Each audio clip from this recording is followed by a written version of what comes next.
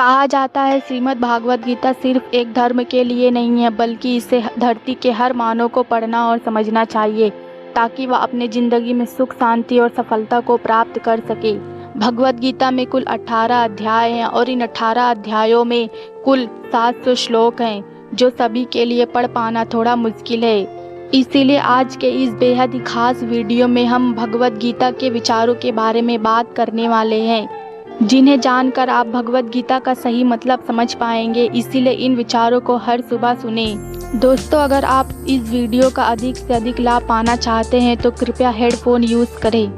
श्री कृष्ण कहते हैं, मनुष्य को परिणाम की चिंता किए बिना लोभ, लालच एवं निस्वार्थ और निष्पक्ष होकर अपना कर्तव्यों का पालन करना चाहिए। जिस तरह प्रकाश की ज्योति अंधेरे में चमकती है, ठीक उसी प्रकार सत्य भी चमकता है। इसीलिए मनुष्य को हमेशा सत्य की राह पर चलना चाहिए।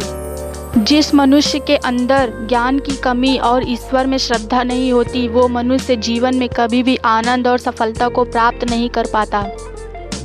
जिस प्रकार मनुष्य को अपने पुराने वस्त्रों का त्याग कर नए वस्त्रों को धारण करना पड़ता है, ठीक उसी प्रकार आत्मा पुराने व्यर्थ के शरीर को त्याग कर नए भौतिक शरीर को धारण करती है। कौन क्या कर रहा है, कैसे कर रहा है, क्यों कर रहा है, इन सब से आप जितना दूर रहोगे उतना ही खुश रहोगे। समझदार व्यक्ति जब संबंध निभाना बंद कर देता है तो समझ लेना उसके आत्मसम्मान को कहीं ना कहीं ठेस अवश्य पहुंची है। मोह उसी का करो जिस पर आपका अधिकार है, जिस पर आपका अधिकार नहीं है उसका मोह भी नहीं करना चाहिए। जो दूसरों की तकलीफ़ों को समझते हैं, जिनमें दया और दिल के अच्छे होते हैं, उन्हें दोबारा जन्म नहीं लेना पड़ता। आपके कर्म ही आपकी पहचान है, वरना एक नाम के हजारों इंसान हैं। प्रेम सदैव माफ़ी मांगना पसंद करता है और अहंकार सदैव माफ़ी सुनना पसंद करता है। सदैव संदेह करने वाले व्यक्ति को प्रसन्नता ना इस लोक में मिलती है ना कहीं और। कर्म वह फसल है जिसे इंसान को हर हाल में काटना ही पड़ता है। इसीलिए हमेशा अच्छे बीज बोइए ताकि फसल अच्छी हो। जितना हो सके खामोश ही रहना अच्छा है, क्योंकि सबसे ज़्यादा गुनाह इंसान से उसकी जुबान ही करवाती है। जो होने वाला है वो होकर ही रहता है और जो नहीं होने वाला है वो कभी नहीं होता है। ऐसा निश्चय जिनकी बुद्धि में होता है उन्हें चिंता कभी नहीं सताती। अच्छे कर्म करने के बावजूद भी लोग केवल आपकी बुराइयां ही याद रखेंगे। इसीलिए लोग क्या कहते हैं इस पर ध्यान मत दो, तुम अपना कर्म करते रहो। जितना हो सके खामोश रहना ही अच्छा है, क्योंकि सबसे ज़्यादा गुनाह इंसान से उसकी जुबान ही करवाती है।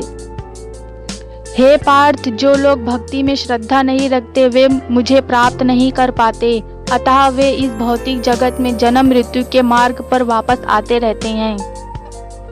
मौन सबसे अच्छा उत्तर है किसी ऐसे व्यक्ति के लिए जो आपके शब्दों को महत्व नहीं देता।